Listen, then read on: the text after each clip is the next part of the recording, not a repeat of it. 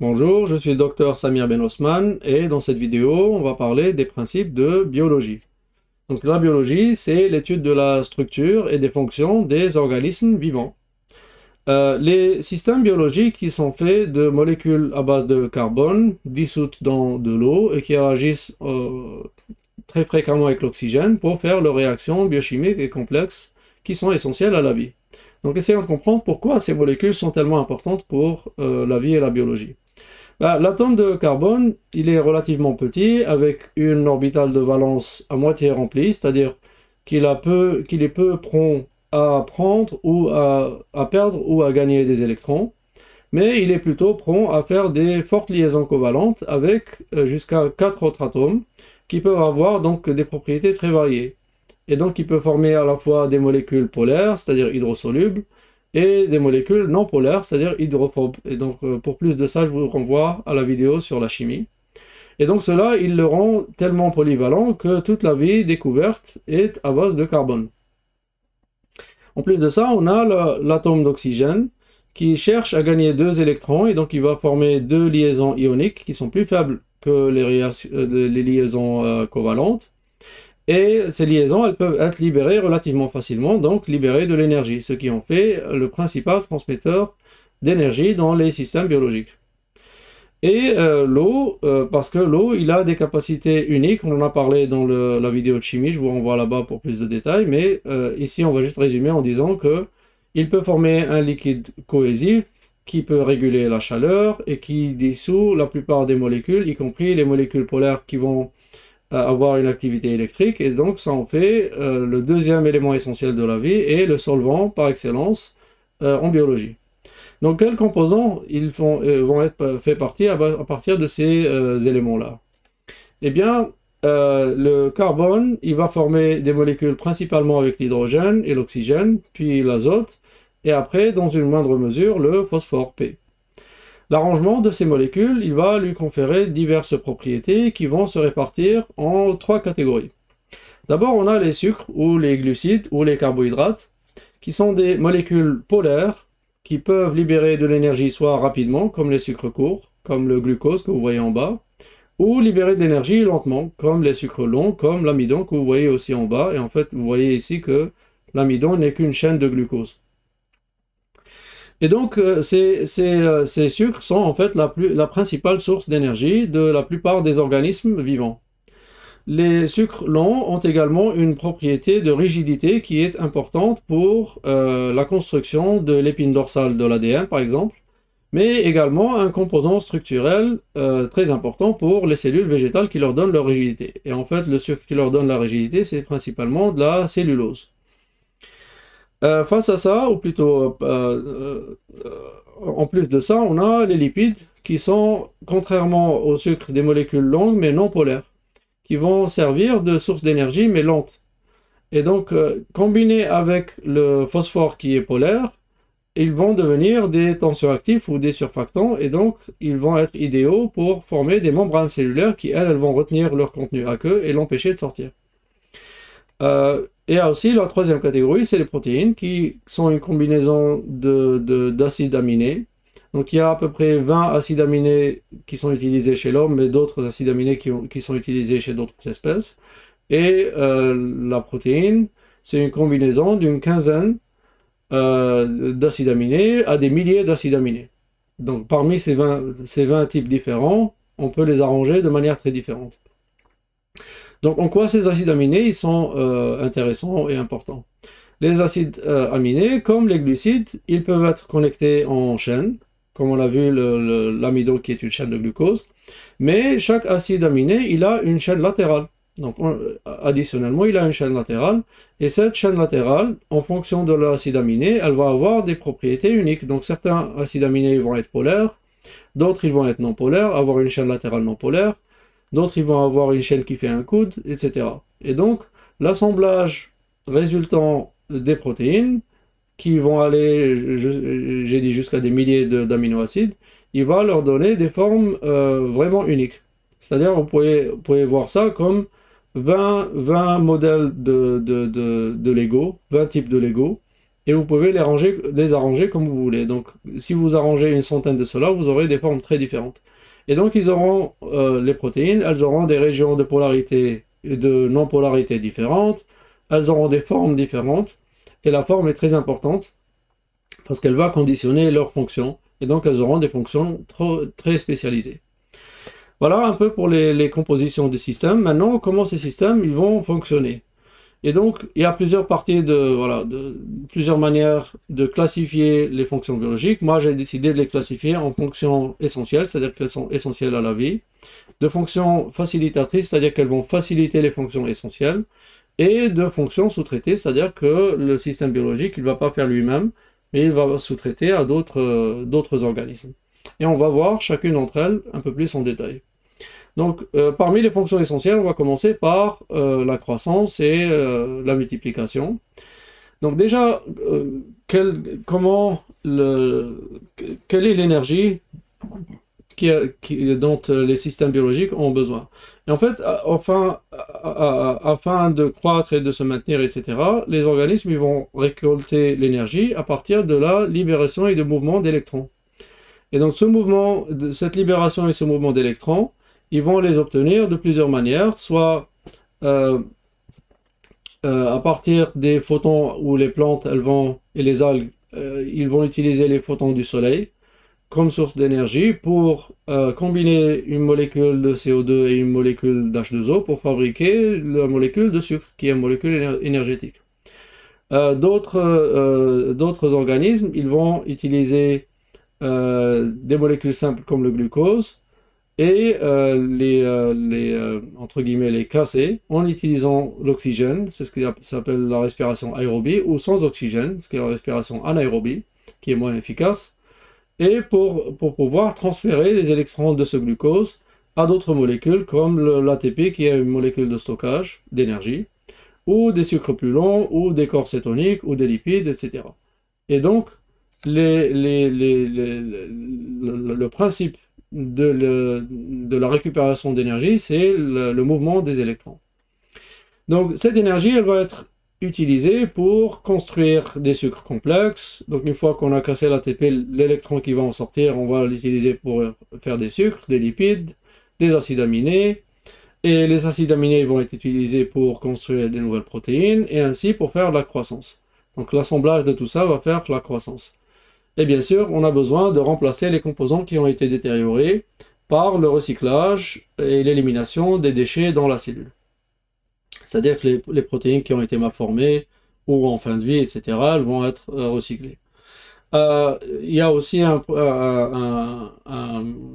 phénomène dont je ne vais pas parler beaucoup, qui s'appelle la mort cellulaire programmée, c'est-à-dire que quand la cellule devient trop vieille ou endommagée, elle va activer un système, entre guillemets, de suicide.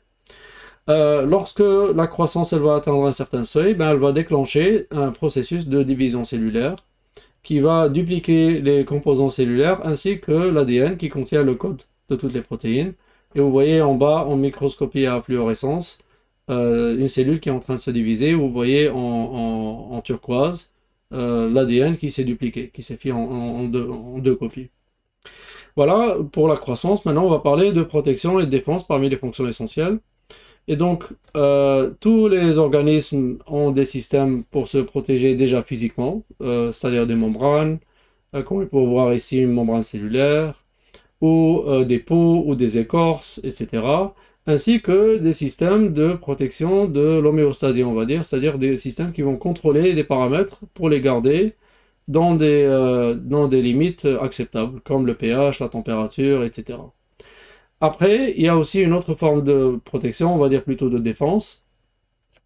Presque tous les organismes, ils ont des prédateurs ou des parasites qui vont chercher à détourner leurs ressources et donc doivent ainsi se défendre. Et donc, ils vont utiliser plusieurs méthodes, soit les antibiotiques pour certaines levures qui vont se défendre contre des bactéries, soit des antiviraux, comme le CRISPR ici, qui est une protéine qui existe dans certaines bactéries qui se défendent des virus et qui est en fait une protéine qui va casser spécifiquement l'ADN viral, ou des systèmes immunitaires élaborés, on en parlera un peu plus en détail dans la vidéo de physiologie.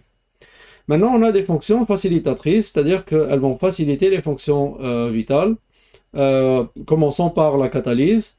Il faut savoir que presque toutes les réactions en chaîne en biologie, elles doivent être catalysées. Autrement, elles seraient trop lentes pour être efficaces en biologie. Et donc, elles doivent être catalysées par des catalyseurs. Et en biologie, la catalyse est quasiment toujours faite par des protéines très spécialisées qu'on appelle des enzymes. Chacune de ces enzymes, elle va être spécialisée dans une réaction. Et donc, les enzymes, elles vont être elles-mêmes activées. Et activation, toujours en biologie, veut dire changement de leur conformation. Et vous pouvez imaginer ça comme une boîte qui est fermée. Et après, quand on l'active, elle va s'ouvrir, par exemple. Donc, il y aura un changement de conformation qui va leur donner la capacité de faire leur travail. Et donc, ils vont être activés par la présence de leur réactif, par exemple, ou par d'autres protéines qui vont venir les activer. Une fois ces enzymes sont actives, elles vont faire leur réaction et pendant longtemps on ne savait pas pourquoi elles étaient capables d'augmenter significativement la vitesse et l'efficacité de réaction. Et on a récemment découvert qu'elles utilisent un processus de mécanique quantique qu'on appelle la tunnelisation quantique dont j'ai parlé dans la vidéo de principes de physique et je vous renvoie là-bas pour plus de détails. Mais ici on va juste donner la version rapide, c'est-à-dire que par la tunnelisation quantique, elle va rapprocher les réactifs tellement qu'elle pourra permettre le transfert d'électrons et de protons en saut quantique entre eux, ce qui explique l'efficacité des enzymes. Maintenant, comme autre fonction, on a la mobilité. Donc, bien sûr, tous les organismes, sauf les plantes, ils vont se déplacer soit pour trouver des nutriments, soit pour se protéger.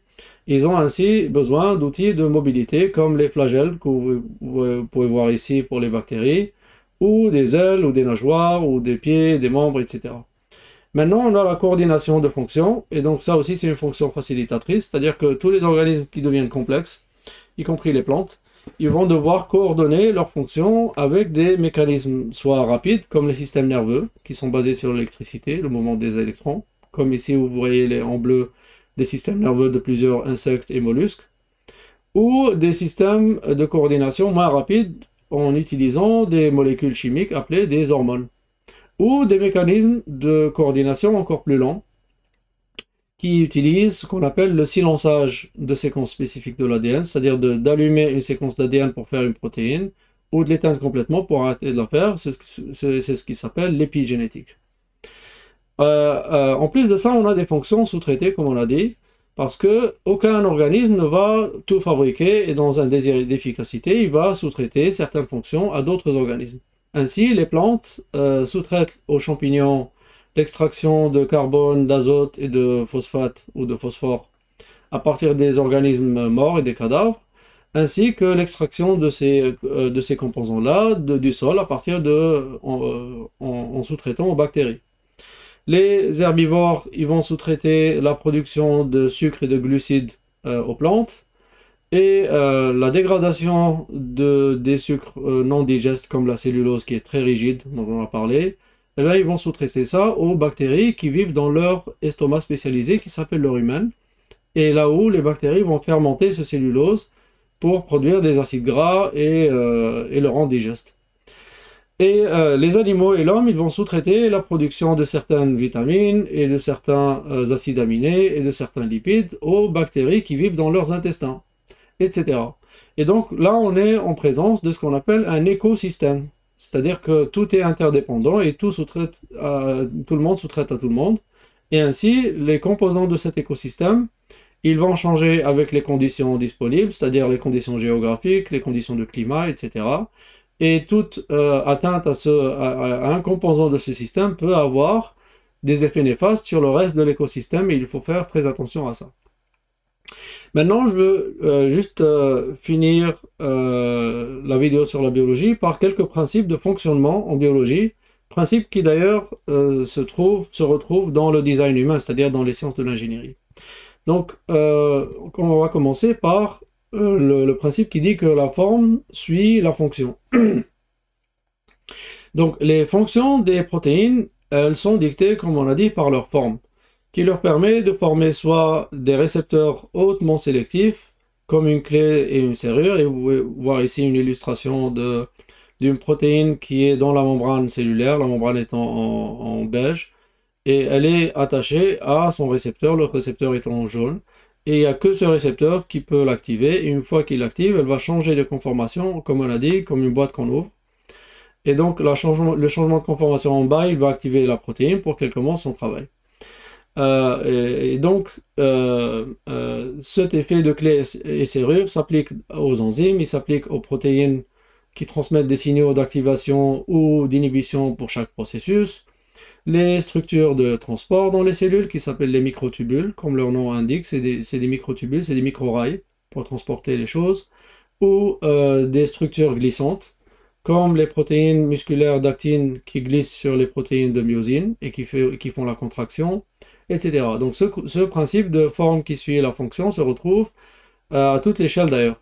Il se trouve à la fois à l'échelle des protéines, ainsi que à l'échelle des organites cellulaires, c'est-à-dire les noyaux, les mitochondries, ainsi que à l'échelle des cellules elles-mêmes, ainsi qu'à l'échelle de tissus, d'organes, comme les os, les organes, et ainsi de suite, même pour le corps entier. Donc la structure avec laquelle l'anatomie humaine est faite, aussi la forme suit la fonction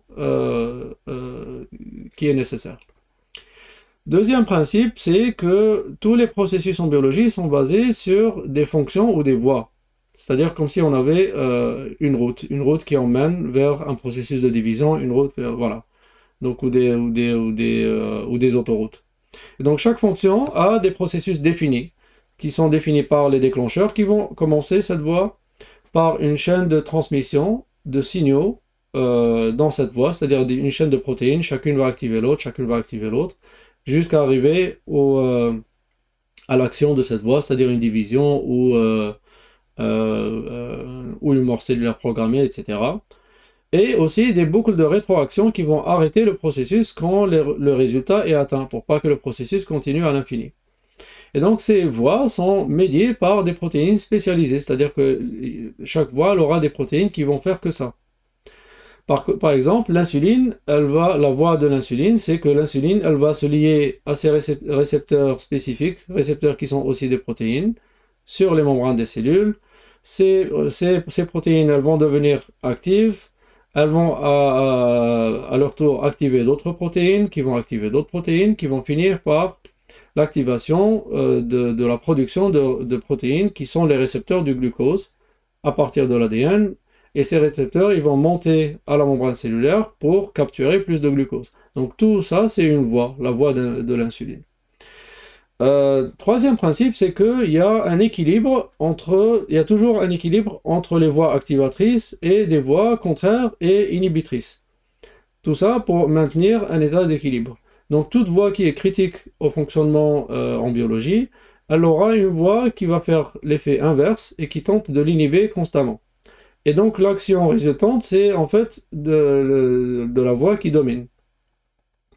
Donc par exemple, dans la mort cellulaire programmée, la cellule est toujours en vie. Donc il y a toujours un processus de vie qui est toujours actif, et il y a un processus de mort cellulaire programmée qui essaie d'être actif, mais qui n'est pas assez actif. Donc l'action résultante, c'est que la cellule est toujours en vie. Mais quand il y a un grave problème dans la cellule, ce grave problème, il va activer le processus de mort cellulaire qui va être de plus en plus actif, jusqu'à ce qu'il soit plus actif que les mécanismes de survie, et ainsi il va prendre le dessus et causer la mort cellulaire. Donc ce processus, il existe aussi dans plein de systèmes, comme la division, comme la neurotransmission, comme les voies hormonales, etc. C'est un principe qui est très, très répandu dans la biologie. Autre principe qui est très répandu, on a vu ça d'ailleurs en ingénierie, c'est la redondance. C'est-à-dire que les fonctions critiques en biologie, elles auront toujours d'autres voies redondantes qui vont faire la même chose, ou plutôt un travail similaire, au cas où la première voie devient indisponible, soit parce qu'elle n'a pas le substrat dont elle a besoin en raison de changements environnementaux, etc., ou parce qu'elle est dépassée, ou pour d'autres raisons, parce qu'elle est endommagée, etc. Et donc, ceci est évident dans plusieurs exemples, mais par exemple, dans la génération d'énergie, on a la génération d'énergie par la respiration par voie d'oxygène, et s'il n'y a pas d'oxygène, on a la voie sans oxygène, qui donne aussi des résultats similaires, moins efficaces, mais similaires. Ou l'immunité, qui repose sur la défense avec les cellules, les globules blancs, mais aussi avec un système qui est complètement indépendant des cellules blancs, qui s'appelle le système du complément, pour avoir la redondance pour des fonctions aussi critiques que celle-là.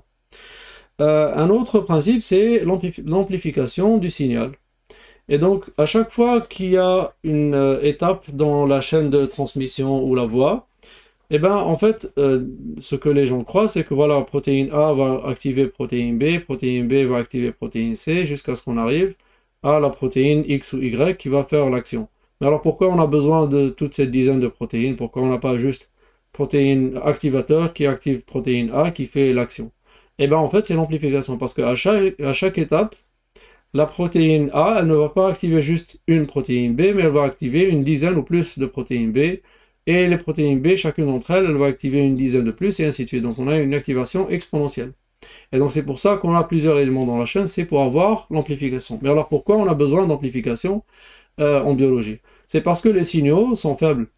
Les signaux biologiques sont faibles. Par exemple, si on a un organisme infectieux qui rentre dans le corps, eh ben, c'est quelques dizaines de cellules ou quelques centaines de cellules infectieuses dans un corps qui fait des trillions et des trillions de cellules. Mais on a besoin d'une réponse immunitaire qui va être dans tout le corps. Donc il faut amplifier le signal de réponse. Ou par exemple, si on a une brèche dans un vaisseau sanguin, si on a une blessure, si on a une petite blessure, ben, le caillot sanguin qui va la fermer, il doit être beaucoup plus grand que la blessure. Donc il faut amplifier le signal par toutes les protéines de coagulation, il y a tout un système d'amplification, et ainsi de suite. Et le dernier principe, c'est la coordination de la communication. On en a parlé un peu. Et donc ça, c'est un principe aussi qui est transcendant en biologie, c'est-à-dire que dans tous les organismes complexes, les voies cellulaires, elles doivent être coordonnées pour qu'ils communiquent avec d'autres systèmes, à l'échelle de cellules, à l'échelle d'organes, à l'échelle de systèmes et à l'échelle de tout l'organisme. Et donc, ces systèmes de communication, ils sont de plusieurs types. Ils sont toujours de plusieurs types et de plusieurs vitesses. Et ils sont eux aussi coordonnés entre eux. Donc on peut avoir des systèmes entre les cellules, c'est ce qu'on appelle les jonctions cellulaires. Vous pouvez voir ici en illustration 3 types de jonctions cellulaires. Ou entre les cellules et les nerfs, c'est ce qu'on appelle les synapses. Ou entre les organes fonctionnels au travers de molécules chimiques qu'on appelle les hormones, ou à l'ensemble du corps par un système nerveux, etc. Et donc chacun de ces modes, il est synchronisé pour qu'il y ait un fonctionnement optimal du système biologique. Et avec ça, on est arrivé à la fin de la vidéo sur les principes de biologie. J'apprécie vos commentaires et je vous vois dans la prochaine vidéo sur l'histologie et la physiologie. Et merci de votre attention.